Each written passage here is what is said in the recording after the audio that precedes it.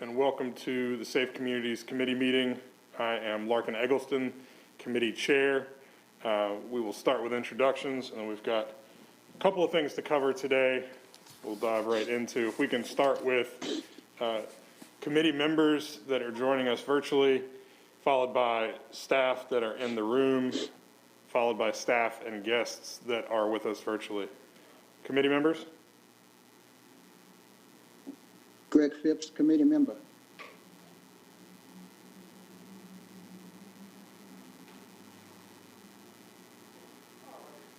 Ms. Johnson and Ms. Ajmer are having a standoff there. Renee Johnson, District 4 committee member. Dimple Ajmer, serving you as an at-large and committee member. And then Ms. Watlington, who is our 5th committee member, is going to be joining us shortly, she has indicated. Mr. Rios? Federico Rios, Assistant Director for the Office of Equity, Mobility, and Immigrant Integration.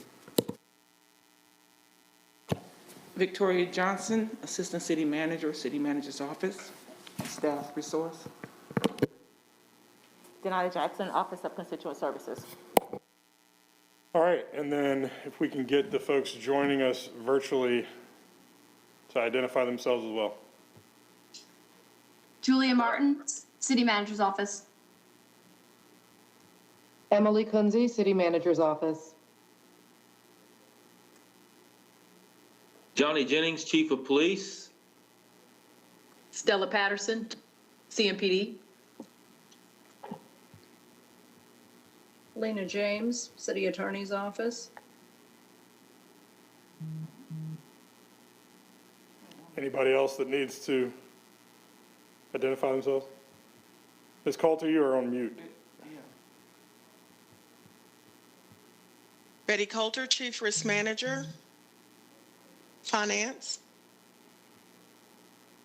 Great. Appreciate everybody being here. We will start with Ms. Johnson with what will get an overview of today's agenda, which is going to include a discussion on our search warrant policy update. But I believe we're going to start with an update on the Safe Charlotte plan and the next steps for that. Good afternoon, everyone. We're going to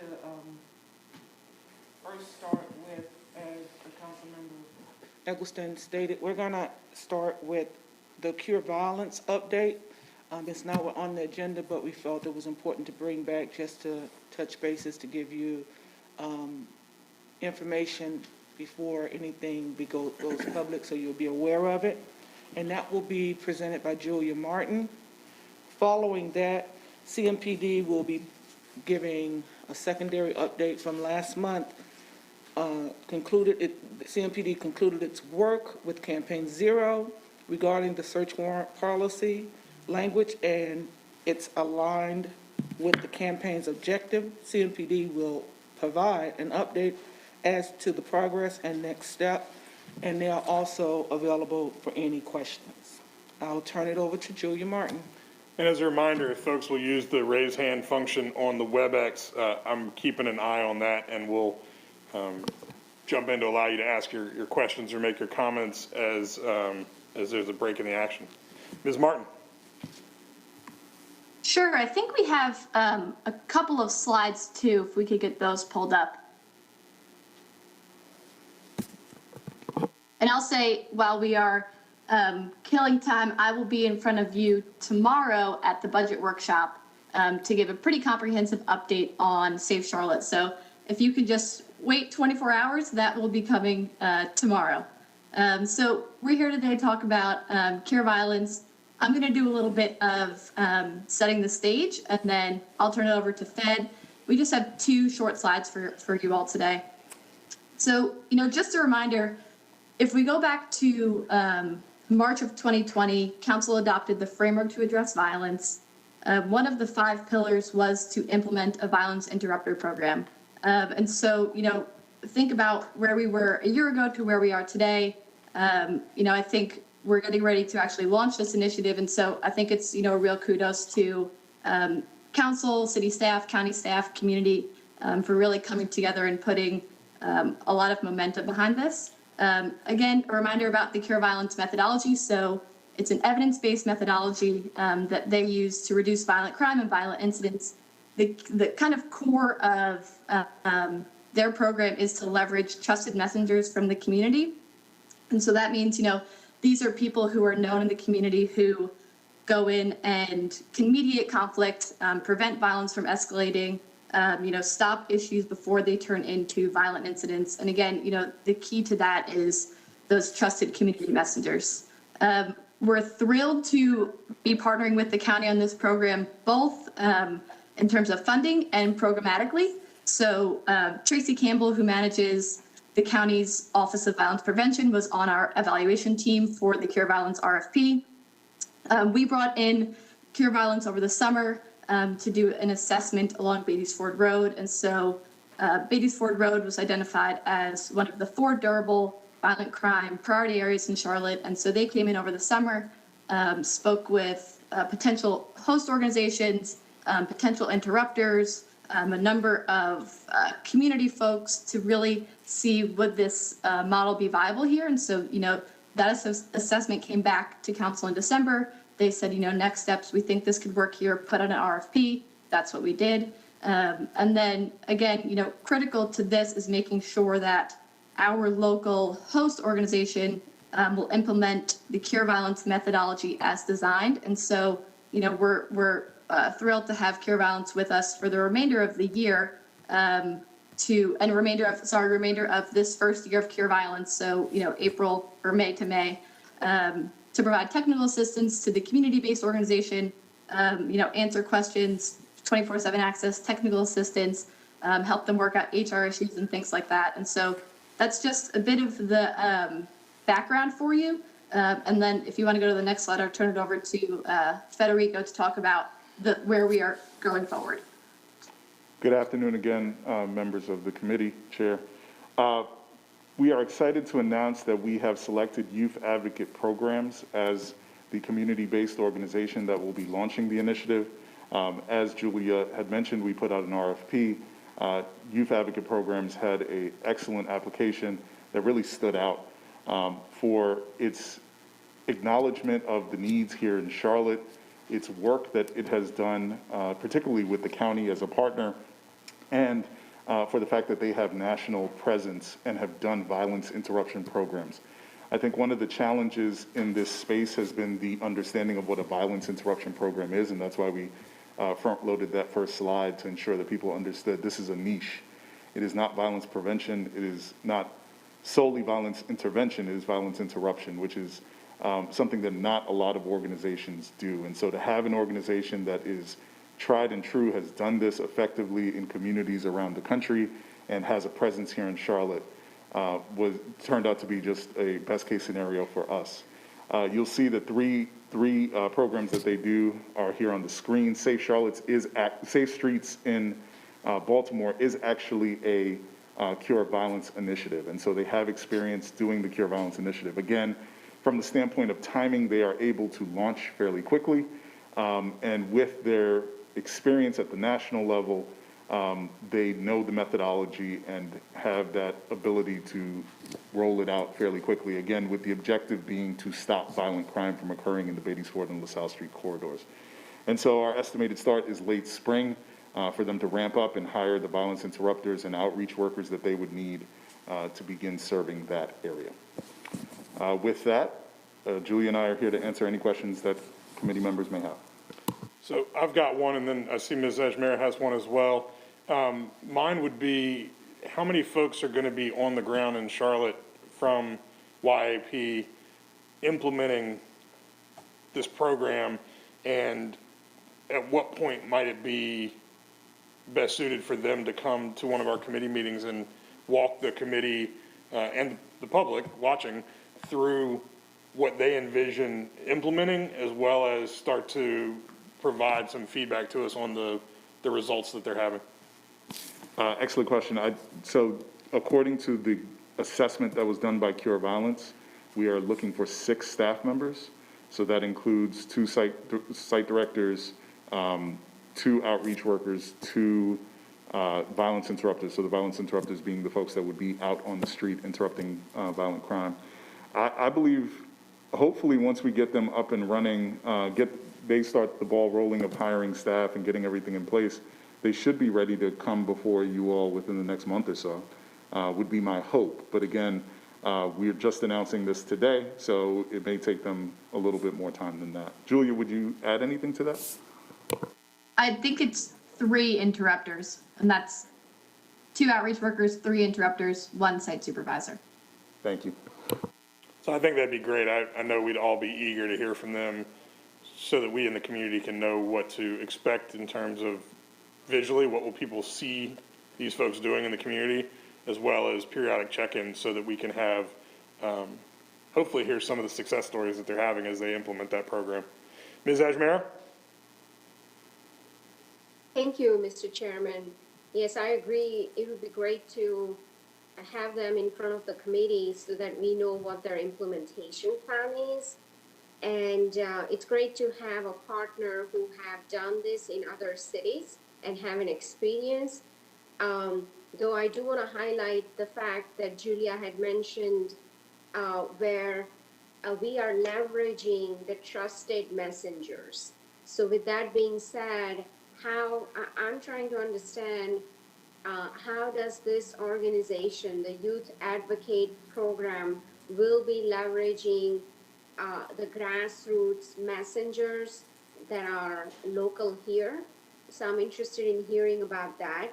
I just want us to continue to stay focused on that outcome, which is to really leverage our grassroots partners, our trusted messengers, to help us achieve our goal of seeing the reduction in violent crime and violence. So, thank you, Councilmember Ajmer, for the question. The organization is actually within their RFP application stated that they are looking to build additional relationships to the ones they already have. They denoted all the relationships that they have, and those are strong relationships, especially with the county, with Youth Court, and several other entities within the county, and so we're excited about that. And everyone they're hiring is from the community. So again, we're leveraging that community expertise. They're not bringing anyone in from out of town. All the individuals that are being brought on are individuals with lived experience that call Charlotte home. And hopefully we really are pushing for having individuals that call that corridor home specifically because they have the knowledge base that would make them most effective for this work. okay, yeah, thank you for clarifying that. It's great to hear that they are hiring our local folks and they'll be working with these organizations and they have existing relationships here locally, because that is a key to addressing the violence we are seeing in the streets. Thank you. Thank you, Ms. Ajmera. Ms. Johnson? Thank you, Mr. Chair. I'm excited that we're moving forward on the process. I did want to stress that the local relationships are so important. I know that I was one of the council members that was really pushing opportunities for local organizations to have an opportunity. And although media reported that Grace Mara was not a local organization, they've been in the city for 12 years. And one of their programs is actually on Beatty's Ford Road. So I wanted to know if the matrix was going to be available to the public so that local organizations can see how this was graded and awarded, so that they know what to work for towards in the future. Yes, all the information, they have received information related to their application and are welcome to reach out to procurement in reference to any questions that they may have based on our selection. I have also made myself available to organizations that have applied, and I'm willing to assist in any capacity with understanding as to the decision we made, but also what opportunities may exist beyond this opportunity. So is Matrix, the Matrix is available then to the public then, right? They've been outfitted with the information that procurement typically sends, but I'll kick it over to Julia. So the all the proposals and evaluation material are publicly available information. We don't typically publish these sorts of things unless someone asks us to. So we'll circle back with Jason and the communications team to see what the best way to roll this information out is. Okay, thank you.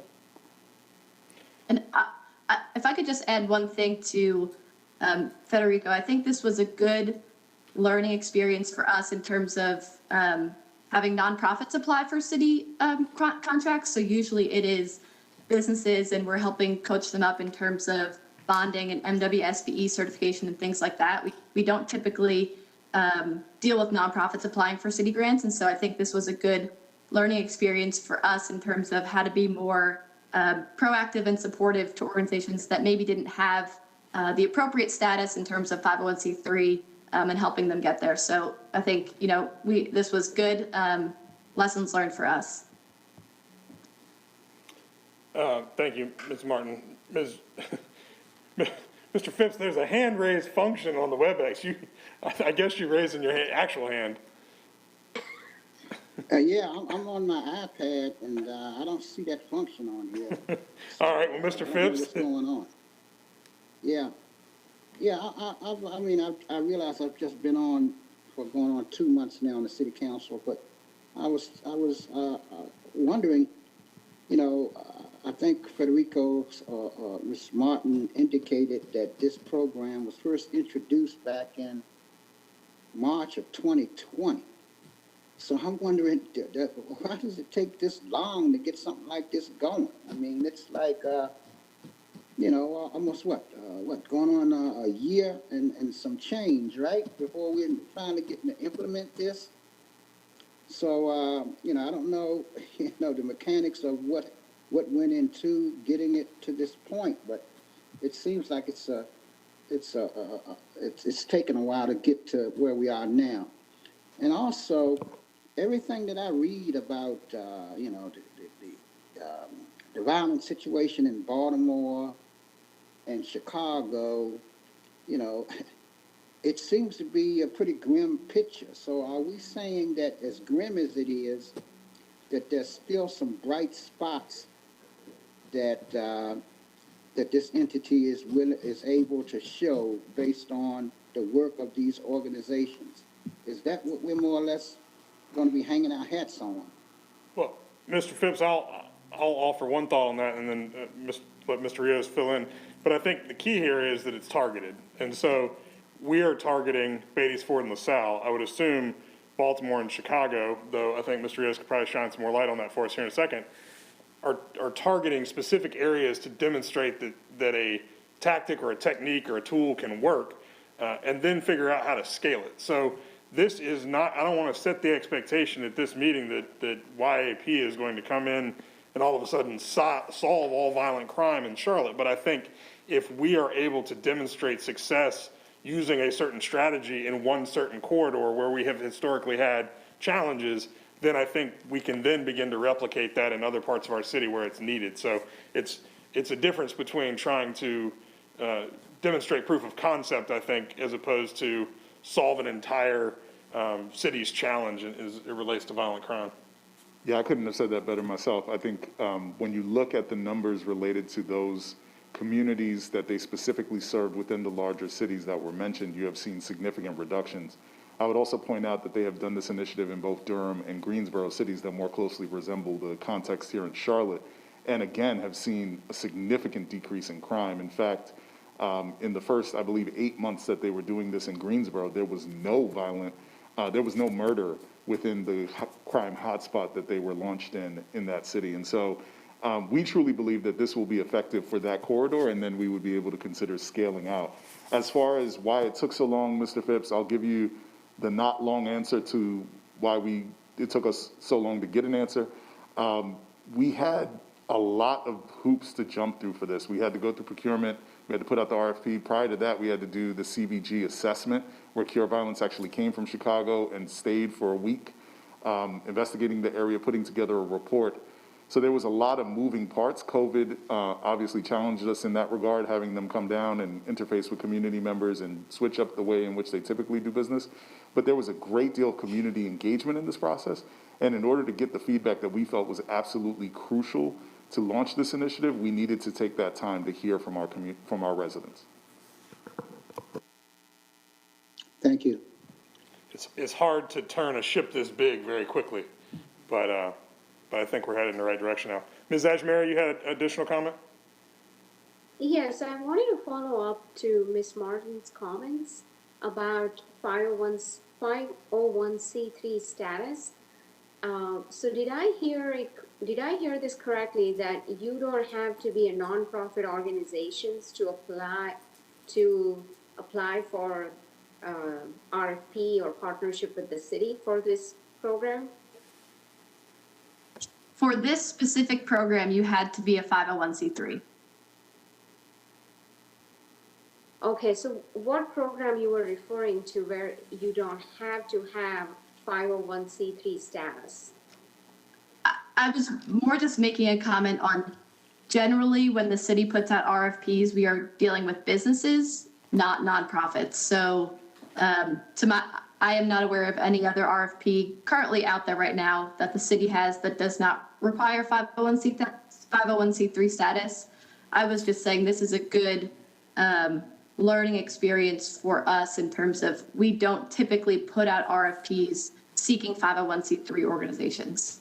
And so we have the infrastructure to help coach up businesses and things like that, but we don't necessarily currently have it in place for 501c3s because we don't do this very often. Fair enough. And I know that Ms. Johnson asked about how we help other 501c3 or organizations that did not get an opportunity this time. How do we help them get to the stage where they could apply in future? I remember having a conversation not too long ago where to open up this process, an opportunity to as many organizations as possible, because at the end of the day, our goal is to prevent and reduce the violent crime. So if for us, as long as we get to the outcome, which is to leverage trusted partners and messengers to fight the crime, for me, it doesn't matter if organization is 501c3 or not. At the end of the day, we just want to get the work done, and we want to see the results. So I would also ask committee to look into it, because that could potentially open doors of opportunities for other organizations who may not fall under 501c3 category. Also looking at maybe another model, a collaboration model where one organization serves as a financial partner and work is being done by other organizations who may not have all the financial partner requirement, but the financial partner organization would help them meet those requirements. I think we got to explore that model as well, and continue to stay focused on the end results and end goal. Thank you, Ms. Ajmera. Do we have any additional comments or questions before we move to our CMPD update? Ms. Johnson? Yes, I do have a question. I'd like to know if the committee could take a look at the applications that were received by the two organizations, just so we have a reference of how the selection process and the matrix and how that was graded. Yeah, we can get that sent out to all the committee members. Thank you. Yes, ma'am. Mr. Eggleston, if Yes. I may. Yeah. In addition to the applications review, could a committee also look at, or could staff look at the model where we have a financial partner model for organizations who can do the work but do not have 501c3 status? I think that's definitely something we can explore. Okay. Great. Thank you guys for all the good work you're doing, and we'll look forward as soon as is appropriate and as soon as there's an update to be given on having YAP come in and talk to us about what they're implementing and the results that they're seeing as they begin to do that. So we will move along then to Chief Jennings and Chief Patterson to get us up to speed on something we spent some time talking about last month, which is the search warrant policy update in terms of modifying the language in some of our policies to better align with the best practices identified by Campaign Zero, the same organization that we and the department worked with on the 8 Can't Wait initiative last year with much success there. So Chief and Chief, update us on where we stand on this one. All right. Thank you, Mr. Chair. Thank you, members of the committee. It's a pleasure to be here and present to you today. Hopefully, we'll be able to give you an understanding of how we landed where we did with the work with Campaign Zero. I do want to start by thanking my staff for this is a lot of difficult work and a lot of hard work that goes into negotiating and talking with Campaign Zero and trying to come to some sort of conclusion and end to their recommendations. I also want to thank Campaign Zero as well for taking the time. They're dealing with departments across the country, and the time that they spent with us to discuss and talk through some of the recommendations that they have. I think that's really important for us to grow as an agency. And, unfortunately, we didn't land at as well as we did with the 8 Can't Wait. But I think a lot of things that we were able to do is important, as well as being able to agree at some point that we're just not going to get to where they want us to be, and they're not going to get to where we need them to be as far as the recommendations are concerned. So with that, we do have a presentation. I'm going to give a little bit of it. Chief Patterson's going to update you with some things from last meeting that you had questions about, and then I'll go through and finish it up. So we'll start with the slide presentation. If we go to the next slide. Again, recommendations, everyone should have this in front of them. The recommendations aren't new that we'll talk about. I'll just flash through those for the sake of time. Again, Chief Patterson will give an update from the last meeting, and then I'll discuss some of the work with Campaign Zero, policy developments, and then we'll end this with any questions that you all might have. Next slide. All right, next slide. And these are the recommendations. Again, I'm not going to go through them all. The next few slides will just kind of list what they were. I'll give you just a second to take a look. If you should have them in front of you, but if you want to take a quick glance at each slide, and then we'll continue on. So, all right, we'll go. Thank you.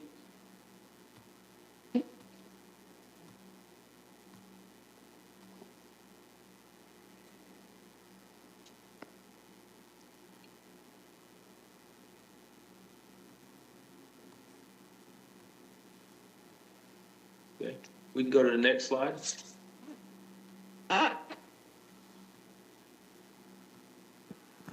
Chief Mr. Jennings, Chair.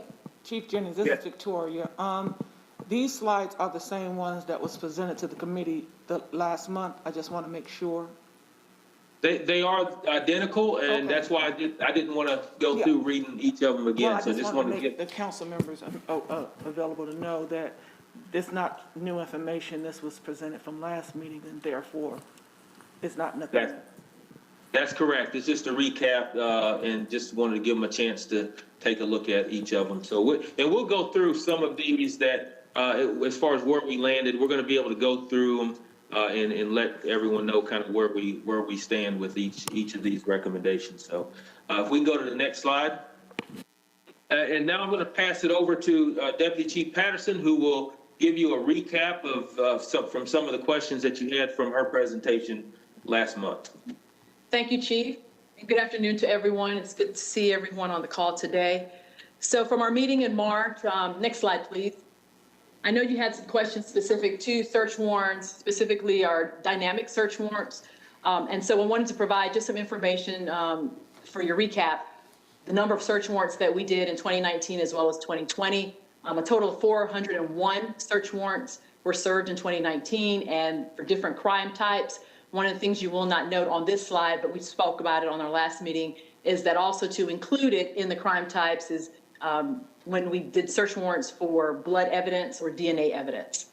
So 401 search warrants were served in 2019, 398 served in 2020. We also provided the times of when we served those warrants. We broke them into 12-hour increments. And I know you had a question about breaking that down even further. Next slide. Next slide, please. So from the questions you had, one, I want to clarify what a dynamic search warrant means, what it means when we say that we enter using a dynamic entry. That's basically when we use force to enter a dwelling or into a structure. And we can use that force by a ramming tool, pry tools, or even just physical force to enter that dwelling. Next slide. And so you asked specifically of us, you wanted to know how many dynamic entry search warrants we served in 2019 and in 2020. We served a total of 149 in that fashion. In 2019, there were 80 that were served by dynamic entry. And then in 2020, there were 69.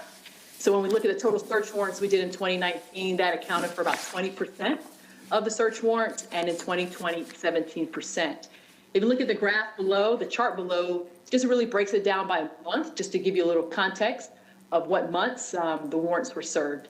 And again, these are dynamic entry. All right, next slide, please.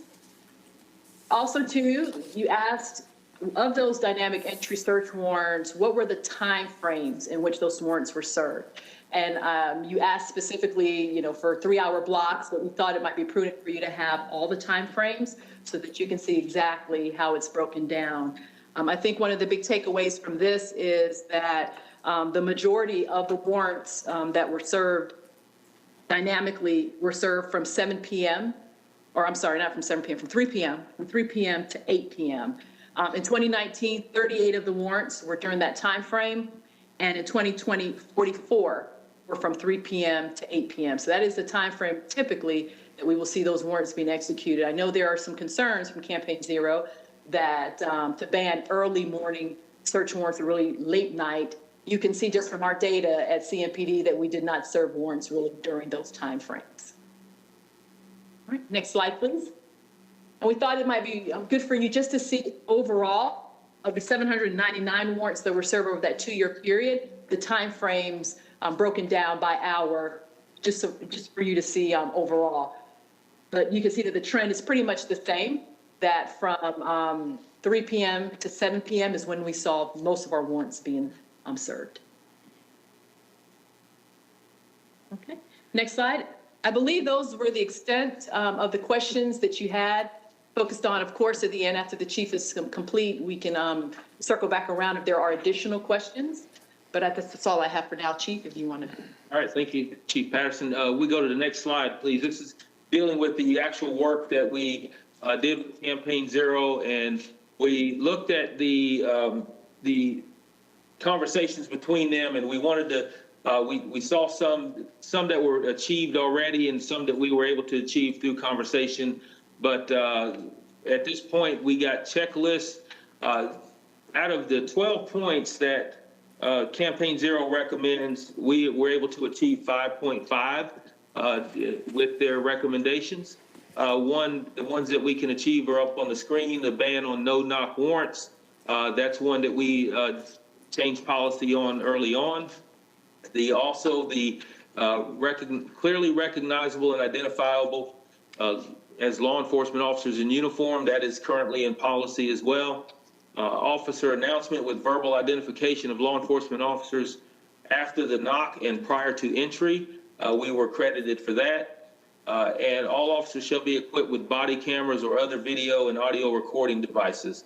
That's also another one that we were able to achieve with Campaign Zero. All right, next slide.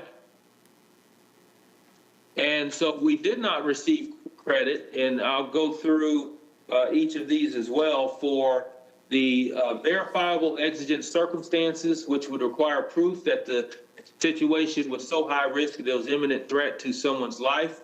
Warrant restrictions had to be modified on that. So a minimum of 30 seconds for occupants to respond. Also no flashbangs, no nighttime search warrants, and then restitution to be made to residents after damage to a property is done after a search warrant. So we did not receive credit for those. Next slide, please. And so we'll just go through some of these and the concerns that we have. And if we go to the next slide. So concerns with exigent circumstances. One, exigency is a legal term that is predetermined that we are able to, the requested policy from Campaign Zero is that an event occurring in real time that is life-threatening to the officer and or occupants of the property. You can see our proposed policy would be that circumstances that would cause a reasonable officer to believe that entry was necessary to prevent physical harm to officers or other persons and the destruction of relevant evidence or the escape of a suspect. So the Campaign Zero wanted to ensure that exigency only included life-threatening to officers or occupants of the property. Exigency for legal terms is always includes the destruction of evidence or the escape of the suspect. So we tried working with them on that. There was no leeway given on either side, and as much as we tried, we just determined that would be one that we would not be able to reach agreement on. So next slide. The concern with wait times, the biggest thing, they wanted to allow a minimum of 30 seconds after a knock and announce. That was very concerning, particularly to me and all of our subject matter experts dealing with search warrants. 30 seconds may seem like a short period of time, but if you're standing at a doorway of a violent criminal inside of a residence, and you give, or a house that's in dealing with narcotics, 30 seconds is a very long time to stand at the door waiting for the occupants. And it's not a safe way to do the search warrant entry, and it certainly is not conducive to the preservation of evidence that might be within there. And so we have our policy that states an officer engaged in the execution of search warrant must give notice to those within the premises of the officer's presence by knocking and announcing his or her authority and or the purpose of his or her presence before making entry. If the executing if the officer executing a search warrant believes that he or she is being denied entry after giving due notice of his or her authority and purpose, the officer may use reasonable force to gain entry. So Campaign Zero did not agree with that standard. They did make a comment to us that you can't destroy key evidence within 30 seconds, which we absolutely disagree with. Having done multiple search warrants throughout my career myself, I can't see how they came to that conclusion. But we just decided at that point this was one that we were not going to be able to resolve, and we decided we would not get credit for that as well. All right, so next slide. So this is the use of flashbang devices. So just to be clear, and I think it was probably discussed last meeting that flashbang devices during a search warrant are only used by our special weapons and tactics team. So officers and other specialized units who conduct high-risk search warrants are not using flashbangs. We're talking about the most dangerous of criminals that our SWAT team will do those search warrants, and and even with that, they don't always use flashbangs. It's a decision that's made prior to going into a residence during the operations plan, and that the flashbangs are basically used as a distractionary device, and it is nothing more than for the safety of those within the house, and also for the officers making entry into the house as well. So when you use those distractionary devices, it allows for a safer entry, particularly in those residents that are, it could be extremely volatile upon entry. So we were not, Campaign Zero was completely against the use of flashbangs in any circumstances, and we were not willing to just totally eliminate that from our tool belt when we conduct high-risk search warrants. All right, next slide, please. Time of day, we kind of discussed this, and you saw some of our time of day on the search warrants that we've conducted over the last couple of years. The majority of those search warrants, particularly dynamic entries, were from 3 p.m. to 8 p.m. And the search warrant, to be able to put a limit on the time that we conduct the search warrant, I think it's not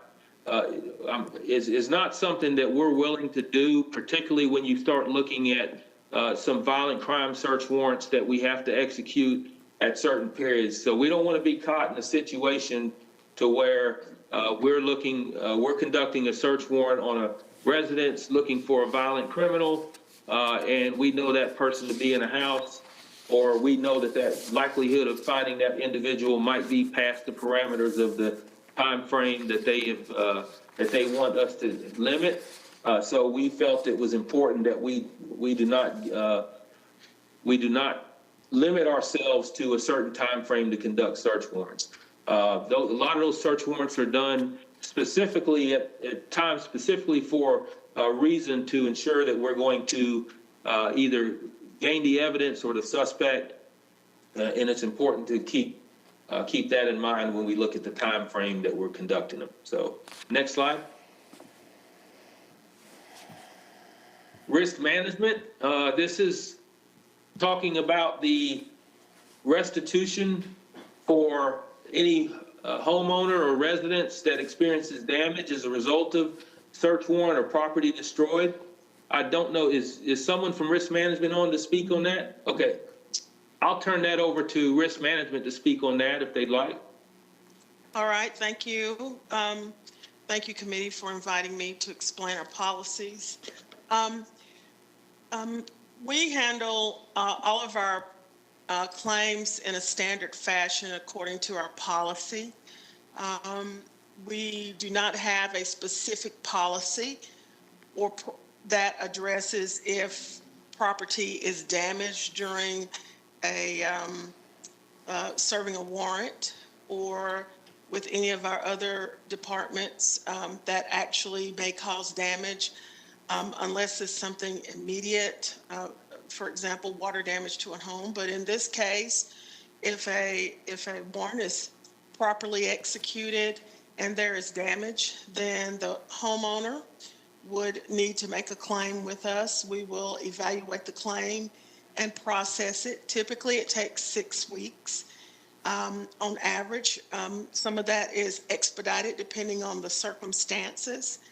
And each claim is evaluated on a case-by-case basis.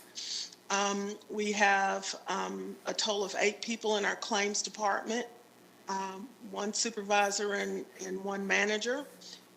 We also have a third-party contractor that can go out to the site. We evaluate those in an immediate circumstance. And then after we evaluate it, then we process the claim. And then if there is a need for, if we are legally liable to pay, then we will.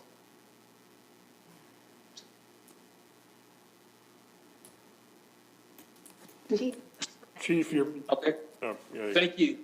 All right, I appreciate that. So next slide. All right, I want to just kind of give a summary. If we can go to the next slide, please. Just to let everyone know that none of the departments across the country have been able to meet the criteria by Campaign Zero in reference to search warrants. So there's not a department that has met those. Campaign Zero, however, did adjust its scoring for us from a possible 15 to 12 points. The reasoning behind that is they realized that some of the recommendations that were in their document was not specifically responsibility of the police department and things that we could not control. So that was where the adjustment came in. So some of this stipulations, such as the BWC identification and no-knock search warrants, I feel like those were really pretty significant. And so we were able to achieve those. And then the work with Campaign Zero, we feel at this point that we're at an impasse and there's the work's concluded, and they concur with that as well. And our search warrant, so people know that over the years, as we develop search warrant policies, and we've conducted just, as you saw, hundreds of search warrants every year. And all of our search warrants and our strategy is solely intended to produce safe outcomes. I think we've had a pretty good track record throughout the years. We've had an excellent track record to ensure that everyone is safe when we do conduct search warrants. And we're going to continue to do that. And we're going to continue to look at policy changes down the road as long as we have the safety of our officers and the safety of our citizens in mind when we conduct them. So if we go to the next slide, I believe that's it, and we'll be able to answer any questions, hopefully. thank you, Chief. And thank you again. I mentioned this at the council meeting last night, but when Councilmember Winston and I approached Chief Jennings about digging into these policies and working with Campaign Zero again to see where we could find room for improvement, he was once again demonstrated a willingness to do that work and to be a partner with us in trying to continuously improve our department and our policies and our outcomes, and that is very appreciated. So thank you again, Chief. We've got a couple of questions from the committee. The first one is, and Chief Patterson, I do think this breakdown, I appreciate y'all doing it to as much of a level of detail as you did with the hour-by-hour breakdown of when we execute warrants, both dynamic and not. I think that is really helpful visual for me, at least. My question would be, and I can appreciate that the department might have felt the recommended policy was overly broad in terms of identifying times where warrants should and should not be executed. My question is, could we, though this would likely still not satisfy their expectation in terms of meeting the recommendation, but could still be an opportunity for improvement in our own department, looking at the data that you've provided around the times we executed dynamic entry search warrants, both in 2019 and in 2020, the hours of midnight to 5 a.m. are a time frame that it seems we just almost never use anyway.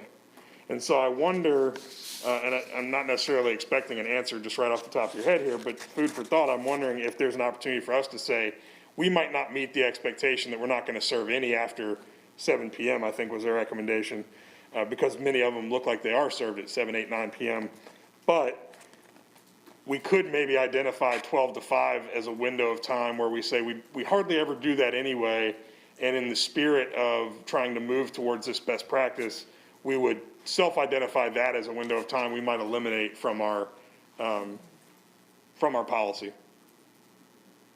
Yeah, thank you, Mr. Chair. Yeah, and you're absolutely right that there's no leeway with Campaign Zero in that time frame. So we would not meet that recommendation. However, I will say to you that a lot of the time of the search warrants are driven by the information that we have. We don't just arbitrarily say we're going to go and do it at a certain time. There's a lot of factors that come into play when you do it. So I would be against limiting any time frame. Some might have to be done at 2 o'clock in the morning for a particular reason. Some might have to be done at 7 a.m. for particular reasons. And we're very intentional about the time frame that we conduct those search warrants. How explicit are we in documenting the reasoning behind executing a search warrant at 2, 3, 4 a.m.? I would, that documentation would probably be embedded in the information somewhere. Just like a lot of the information that we were able to get for you was a manual process. So to have that question and just some of my experience with doing search warrants, a lot of that sometimes is put in the affidavit itself, and some of that is put into reporting after the search warrant is completed as well. So there are reasonings, and we do document that, but I can't promise you that I would be able to gather that information in a statistical form for everyone to see. And I'm not necessarily asking you to in retrospect. I'm considering what we could maybe expect going forward, which might be that if there is going to be a search warrant executed, particularly a dynamic search warrant executed between the hours of 12 and 5 or whatever it is, that there is an expectation that someone is demonstrating that specific need around doing it at that time. So I'm not asking you to go back and justify all the ones that have been done, but just trying to think of ways we can raise the bar a little bit if we are going to exercise that, our ability to serve one at 3 a.m., that we make very clear that it's only in those extenuating circumstances, and those circumstances need to be demonstrated to justify it. No, that's an excellent point, and that's certainly something that we can accept and put forth here within the department. I can have that conversation right away, and we can come to a conclusion on that fairly quickly for you. Thank you.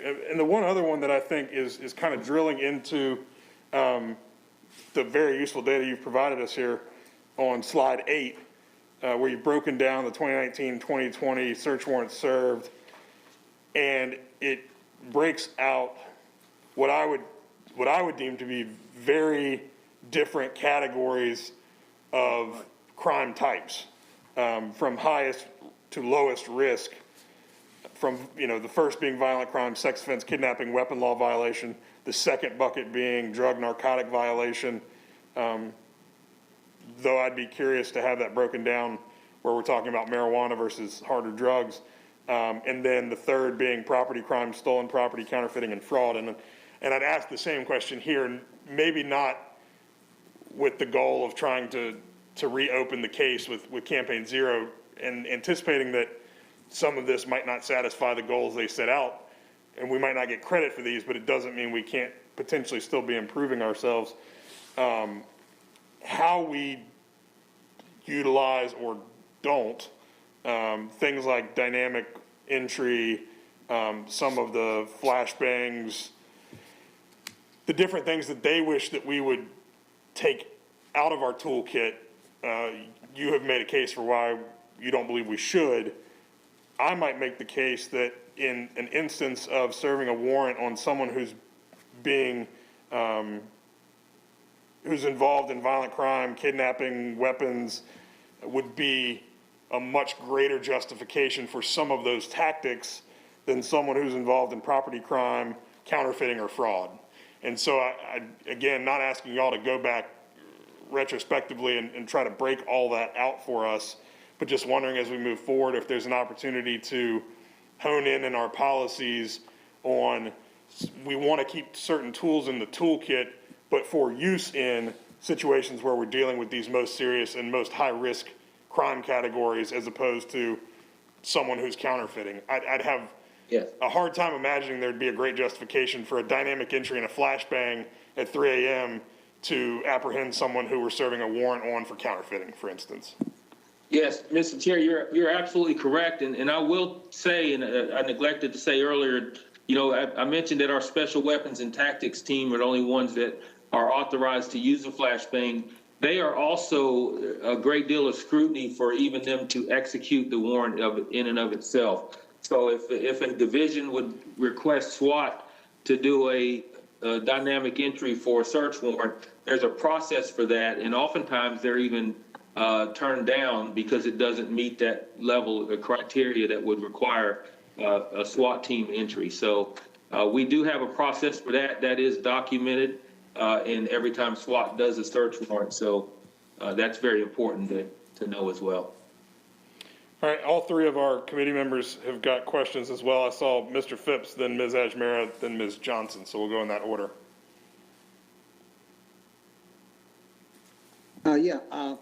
Does Campaign Zero deal with search warrants associated with traffic stops? All inclusive. Now, my understanding is Campaign Zero is all inclusive. I'm not sure what search warrants. Now, you're not required to search a vehicle, get a search warrant for a vehicle on a public road or highway during a traffic stop. Oh, okay. So if you have a traffic stop, and do you ask the occupant, you know, can you search their vehicle, and they say they don't consent to searches, you still can search?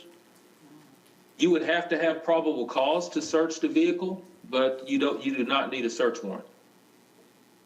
Okay.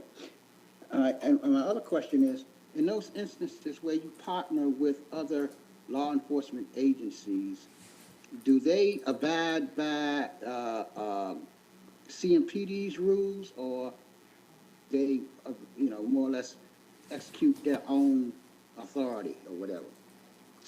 Now, Councilman, I will tell you that there are times that a federal agency or even a state agency could conduct a search warrant that does not include CMPD.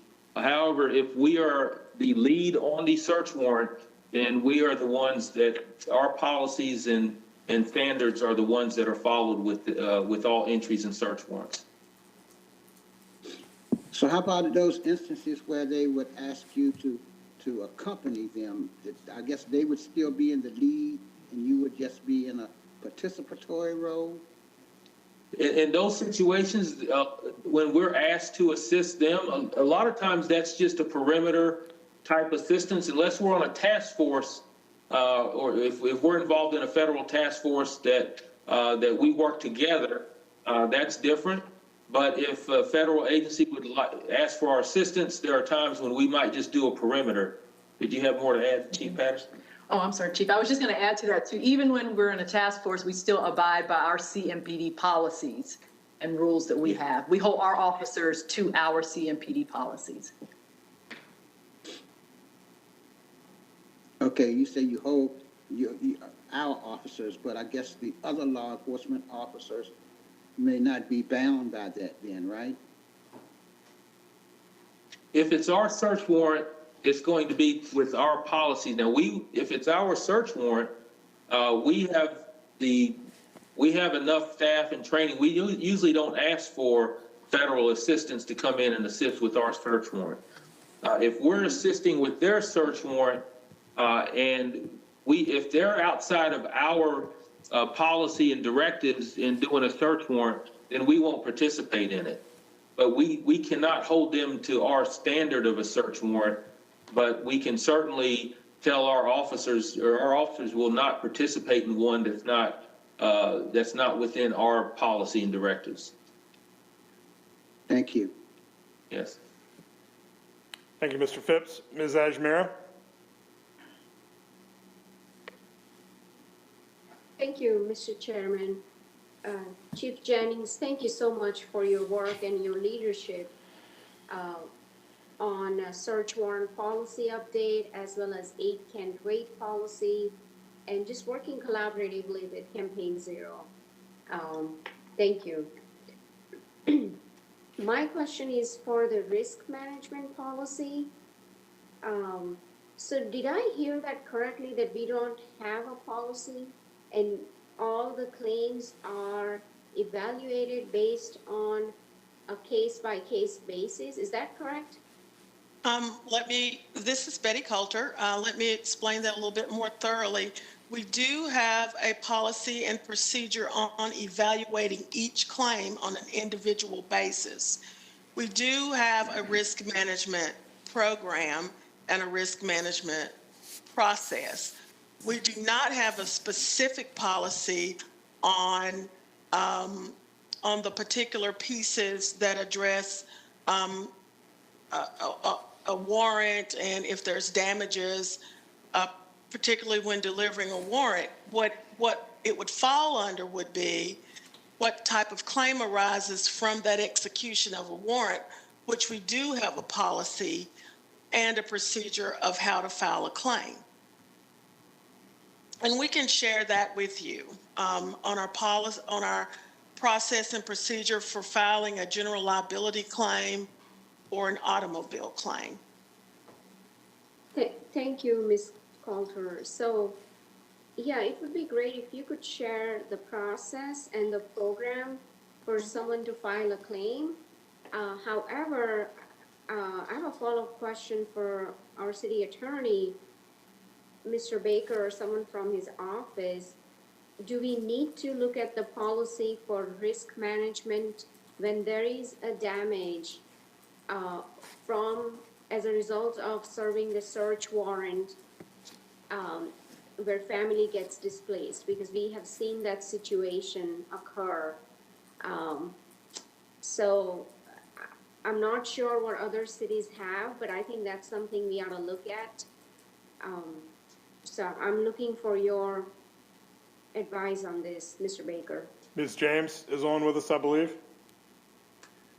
I am. Good afternoon, committee members, and Mr. Baker may be tuned in as well. We also have Jessica Battle with our police attorney's office, and Clarence Matherson, one of our litigators who helps defend from a risk management standpoint. So they're certainly the experts, and I can defer to them. But I think it is a question we can certainly look at. But I think as Ms. Coulter was explaining, I think the premise with which we approach it is if the police or if CMPD has otherwise, in the course of evaluating a claim that's associated with damage from serving a warrant, to the extent, I believe, and I'll let the chief or the attorneys there correct me, but to the extent CMPD is otherwise following its protocol and officers have not otherwise done something that would cause the city to be liable, my understanding is we would evaluate the claim on that basis. If we need to consider something that is more specific to how damage is caused as a result of the service of search warrants, and we may need to look at that more specifically, but we try to be consistent, I believe, in how we evaluate any kind of property damage claim, whether it's related to construction projects, whether it's related to potholes, whether it's related to the operations of CMPD. And I think Ms. Coulter is trying to say the policy and the procedure we have for how we evaluate is consistent across the board.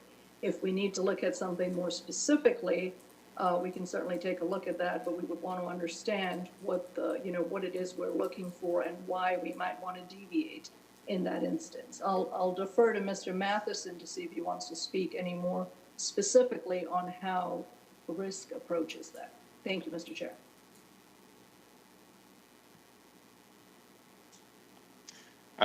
Thank you, Mr. Chair, committee members. I would just echo what Ms. James and Ms. Coulter just said. And because we get the number of claims that we get, the policy has to sort of take into account all of those claims, and we look to see whether or not either our city employees or the city was negligent in some fashion. And if that's the case, then those are the types of claims that we would end up paying and compensating individuals on if there were damage. In situations, in this instance where CMPD was following the policies and procedures and executing a validly issued search warrant by a magistrate or court, again, an individual can file a damage claim, and that would be processed by risk management like any other type of claim. And good afternoon. This is Jessica Battle from the City Attorney's Office over at CMPD. Just from the CMPD perspective, I echo what Ms. Coulter, Ms. James, and Mr. Matherson stated, in that when the CMPD assigned attorneys are sending recommendations or memorandums over to risk management, we evaluate each matter on a case-by-case basis when you look at Fourth Amendment search and seizure laws and whether or not a potential, the specified entry was reasonable or unreasonable under the Fourth Amendment. We also look at North Carolina General Statute 15A-251, which allows officers to forcibly break and enter in order to execute a search warrant. And so if the Fourth Amendment was met and the requirements of that statute are met, that's how we would send over our memorandum of recommendation to risk management to assist them in their understanding of the facts and in our understanding of the facts and as it relates to the law and whether or not there's any liability for violations of either the Constitution or the statute. And then from there, as Ms. Coulter stated, they follow their processes to evaluate each claim. Thank you all. Ms. Ajmera, does that address the questions you were asking sufficiently? Yeah, that does. And Ms. James, from what I understood, it's going to get back to us on looking at whether we need to look at specific policy or not when it comes to damage occurred as a result of the search warrant specifically. So I look forward to her guidance on that. But thank you, everyone. Great. Ms. Johnson? I think my question has been answered. It seems like we're going to need a little more information about the policy. Ms. Battle really provided some specific information because one of the things Ms. Coulter said was she used the term legally liable. So I appreciate that clarification. I just wonder from a policy perspective, all of the things that Ms. Battle said, if it would be helpful to the city if we just had that information jotted down in a policy that each case shall be reviewed on a case-by-case matter and just certain terminology. I don't know if that would be more helpful or harmful for us to have a policy when we're defending, litigation and lawsuits against the city and claims. I just wonder from a policy perspective if it would help to have that information. Maybe the statute is sufficient, but this is really good information to know. So I look forward to hearing more about it, or if there's something more that we can do. Can you go back to the slide that gave us the information about the restitution? Can we see that again? And I hope, Ms. Johnson, will get a copy of this presentation sent to us. I'd like a hard copy to have. And Ms. James, can you address Ms. Johnson's questions? I believe that is codified, that is our process for all of the risk management claims across the board. But can you speak to how and where and if that is codified?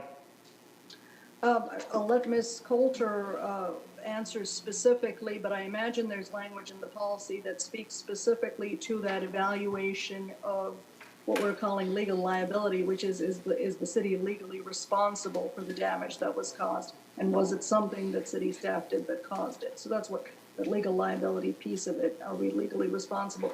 I think what would be helpful is if we can share that policy with you, which Ms. Coulter has committed to do.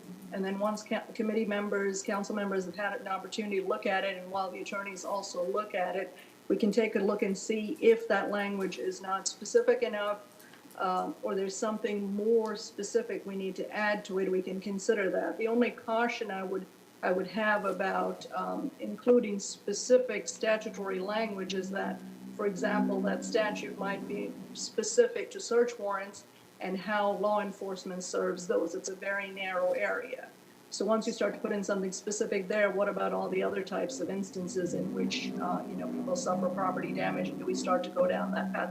It gets a little bit tricky, so I think we just want an opportunity to look at the existing policy, understand whether it's sufficiently described, and then if committee members have specific questions, we can evaluate it further and take a look at it from that perspective, if that would be helpful. Yeah, I think if we can get the committee members all of what already exists, so that we've got that in a very easily digestible format, then as you guys continue to explore what opportunities there might be to improve those policies or practices, I think it sounds like multiple members of the committee would be very interested to hear any updates that come from those conversations. Ms. Johnson, was there anything else you wanted to add to that? Yeah, if we could know what percentage of our claims are from search warrants, so then we will know if a policy needs to be developed. How big of a concern or a liability issue is this for the city? Because I questions like, and I know it's case by case basis. So I imagine obviously if it's not the right address, or if there's negligence on the part, I guess, of the officer or the search warrant details. But if a person is convicted, does that absolve us from any liability? So those are just the kind of questions that I have regarding a search warrant restitution, and I would imagine that's what Campaign Zero was recommending that we have in the policy. I don't know, but those are the kind of the questions that come to my mind. And then my next question, and we can talk about this offline, Chief Jennings, you mentioned at the beginning of your presentation the 8 can't wait, that I think you said we didn't meet all of the requirements, and I thought that we did. So if We did. We did, yes. So what did you say about the 8 can't wait? You said something. No, I mentioned that we had met all, we were one of, I think, 10 agencies that met all the criteria. I think what you might have said, Chief, was that we did not end up being fully compliant with their recommendations around the search warrant policies, but that no municipalities in the country had yet met that bar. That's correct. Thank you, Mr. Chair. Okay, thank you. And Ms. Coulter, to Ms. Johnson's point, can you provide a follow-up to us with an idea of the percentage of our total claims that are related to search warrant execution? Yes, I can, Mr. Chairman. Actually, I do have that information with me now. Well, perfect. We receive anywhere between 250 to 300 claims per month. Of those claims that we receive, I can say that we receive less than 2% of claims resulting in damage from a search warrant. They're far and few in between. And we do evaluate those. And as it was brought up earlier, an example is if there was improper deployment of a flashbang, then those things would lead to us being more legally liable to pay a claim. But as long as we follow the governing guidelines of each particular division or department, each department that we manage claims for has a governing guideline. For example, for fire, for police, and for water claims. And we follow whatever that governing guideline would be. In this case, Ms. Battle went over those guidelines, and those are the ones that we would follow in the execution of looking at and evaluating a claim and providing support to the resident or the owner of the property. Thank you. And we will, what we have is our claim form and how you file a claim. And in there is a disclosure that says we process this claims based on a governing guideline. And again, one reason that we leave it general is broad in that nature is because we receive so many claims in on a daily and monthly basis. Thank you. Thank you. It appears to be all the questions we have for that. Before we wrap up, Ms. Ajmera had asked if she could address a question to the chief on a separate topic for either a response now or a follow-up in the near future. Ms. Ajmera? Yes, thank you, Mr. Chairman. So, I would like our Chief Jennings to address the proactive steps the department is taking to address the hate crime we are seeing in the Asian American community.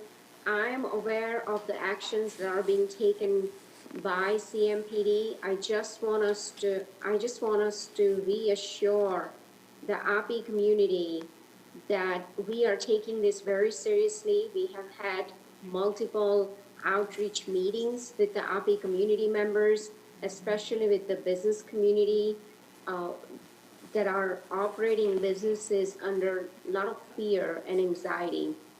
So, Chief Jennings, I appreciate the work your department has been doing. If you could just provide us a quick update and reassurance of the work that you and your team is doing.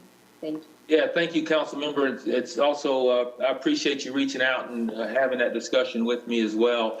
So as we've been following some of the national trends that we've seen within the Asian community that deals with the hate crimes, CMPD has been well aware and trying to stay on top of that with our criminal intelligence unit as well. And fortunately, you know, we haven't seen what some of the other agencies have seen across the country. However, we do feel like that we owe it to the Asian community that we reach out and have these conversations. I know we've met with and going to continue meeting with the Asian Chamber of Commerce, that we're going to look for ways that we can spread the word out to the community to give them some peace of mind of what we're doing, as well as Asian businesses that we are going to work with and continue to make sure, not one, I can tell you that even though we haven't had the reports of hate crimes dealing with the Asian community, that doesn't mean that they're not occurring. So we want to have that assurance that we're keeping that community safe and that we're doing everything we can as far as outreach is concerned as well. Also, some of the religious organizations with the Asian community, I know that's another initiative that we're looking at as well. But this needs to be an ongoing situation. And as I've talked before, that this is something that doesn't need to occur just when we have a crisis or things are happening across the country. These are the types of things that we need to be doing even before that these kind of situations happen. And hopefully we can keep them from happening altogether. So a lot of work to get done. We still have more, but we are taking this very seriously and going to continue those efforts. Thank you, Chief, and thank you, Councilmember Ajmera. Was there anything you wanted to add to that, Ms. Ajmera? Yes, I just want to highlight what Chief Jennings said, that our data when it comes to hate crime is only as accurate as our source. So if there are hate crimes that are not getting reported, even if those are racial slurs, if they are not getting reported, CMPD does not have anything to work with. So for those who are watching this meeting, I encourage you, if there are incidents that you are seeing, please report it to CMPD. They are taking this very seriously. We want to continue to see the reporting of this incidents. I have in 2017 and 2018, I'm aware of two businesses, and those were arson cases both times where hate note was left on their businesses and businesses were shut down and displaced. But some of these incidents, when it occurs before even arson case where there is a racial slurs and so on, those are not getting reported. So I just want us to continue to spread the message that everything starts small, and we have to start encouraging all business owners and community members to take the reporting responsibility very seriously so that CMPD can track it and investigate as necessary. Thank you. Thank you for bringing attention to that, Ms. Ajmera. Mr. Phipps, you had a question? Yeah, in relation to the hate crime issue, I know we had an incident over the weekend or latter part of last week at the Transit Center. I was wondering if that is being investigated as a potential hate crime. I don't know if you might be familiar with it or not, but it was covered pretty extensively in the Observer and other media outlets. Yes, that's an incident that occurred on Transit Center property that was investigated by G4S. So CMPD, they were able to make an arrest in that case, which is really, really good. But I think that there were some other underlying factors as far as the suspect is concerned as well. But that person was taken into custody fairly quickly. And we are working with G4S as well to ensure they have everything they need to keep that business safe, because apparently there is some history there that we weren't aware of. But that jurisdiction falls within G4S, but we will be there to assist them as well. Thank you, Chief. Ms. Johnson, did you have an additional question, or was that up from earlier? No, I was going to ask before we wrap up a separate issue, if we can get an update on the drag racing. I don't know if that was if that was planned. I know we talked about it last night. So before we wrap up. Not on the agenda, but happy to have Chief speak to that as well. Well, I thought you were going to say I didn't have to talk about that, but I'll go anyway. Now you do, Chief. Okay. And noise ordinance, please. Okay. Well, I appreciate it. Yeah, this is something that certainly has been a thorn in not only the police side, but our citizens as well. I will tell you, we started a pretty significant campaign back in October of 2020 after a lot of these started popping up. We have partnered with the Sheriff's Office, State Highway Patrol. We've also worked with other agencies around our jurisdiction that have seen some of the similar issues. So the work is certainly there. We haven't seen the results that we'd like to see. We do have, just as an example, there's been probably over 3,500 citations that have been written since October. And we've started this campaign that deals specifically towards some of our enforcement trying to curb the street racing that we've dealt with. Also, there's been about 2,500 traffic stops. That's pretty significant in that time frame. There are some ordinances that we are using a state statute that deals with street racing. It has some pretty significant implications. If we can meet all the criteria for that, we can actually seize vehicles. It's an arrestable offense, or we can opt to write a citation. But there is prearranged is a Class 1 misdemeanor. So if I can prove that a prearranged street racing event was that a street racing event was prearranged, that can be an arrest and be a Class 1 misdemeanor. If I can choose that it was spontaneous and not prearranged, like if someone comes up to a red light to another car and they decide they're going to race, that's a Class 2 misdemeanor. So we do have some pretty significant laws on the books. I know that there's been some question about, are there enough? I believe there are. The problem that we have within CMPD is we will not chase the vehicle. It's just too dangerous for these violations. So if we get in a situation, we're going to definitely try to do enforcement and make these traffic stops. We're also doing intelligence work to try and keep them from happening in the first place. Some of these specifically prearranged, we've been able to intercept some that I know as many as people see and hear complaints about. It's hard to sit here now and say that we've actually stopped a lot of these events as well, where we've been able to find out where they're meeting and what the plans are, and we've been able to intercept those incidents on numerous occasions. So we're going to continue the great work on that. I would like to get hopefully get some things done with this campaign that we can avoid summertime and as the warm weather comes up, because I think it's only going to get worse unless we can get out in front of it pretty early. Thank you. And I know that you have done a lot of work. We had a town hall meeting, I don't know when it was, February or something. So I know that you all are doing great work. You suggested then for residents to reach out to their community liaison, right? Is there anything else that residents can do? Can they report license plate numbers if they see the racing or the loud noise, and then we proactively or I guess reactively, visit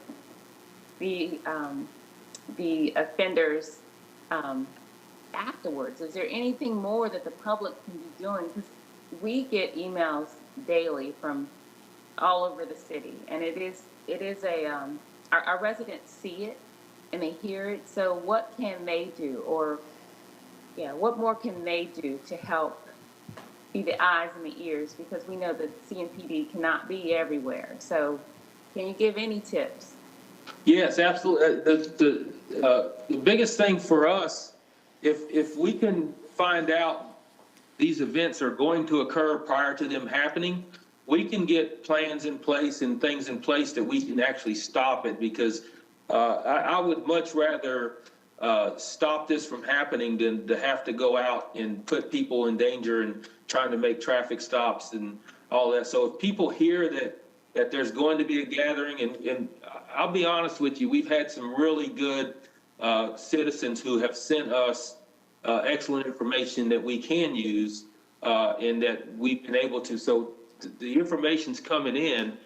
We just have to continue that. But I said probably the most valuable information is the information of a planned event that we can get out in front of. So. And who should they send that information to? Well, you can always get in touch with Crime Stoppers to give that information. Crime Stoppers is 24 hours, 7 days a week. That information is then relayed to the appropriate traffic unit or the division. So that's probably the best bet. That's why I always encourage people as well to download the MyCMPD app. That information can be given through Crime Stoppers on the app as well. So there's multiple ways.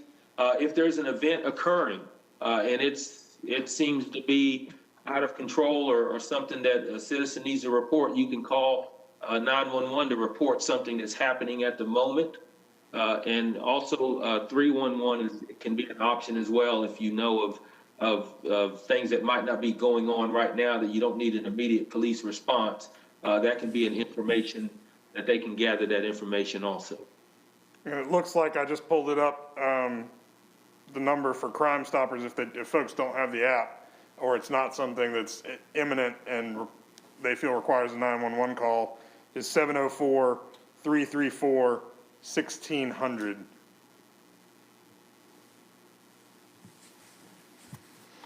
Ms. Johnson, anything else on that?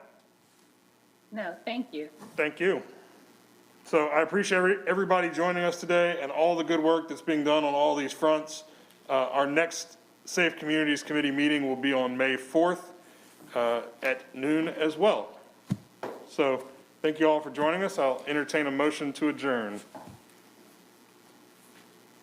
Motion to adjourn. Second. And everyone who votes in favor of that motion can just hit the X button. Thank y'all for being here. Thank you.